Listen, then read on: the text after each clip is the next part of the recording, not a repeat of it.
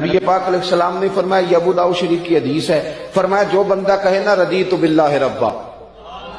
میں اس بات پہ بڑا ہی راضی ہوں کہ اللہ میرا رب ہے، وبالاسلام دینا، اور اسلام میرا دین ہے، وبسیدنا و مولانا محمد نبی و رسولا، اور میں بڑا خوش قسمت ہوں کہ میرے نبی اور رسول محمد عربی ہیں صلی اللہ علیہ وسلم۔ فرمایا جو بندہ کہے نا اللہ میرا رب ہے، میں بڑا راضی ہوں، اسلام میرا دین ہے، میں بڑا راضی ہوں، نبی پاک میرے رسول اور میں بڑا راضی ہوں، فرمایا جو یہ کہے نا رب اس پر جنت واجب فرما دیتا ہے۔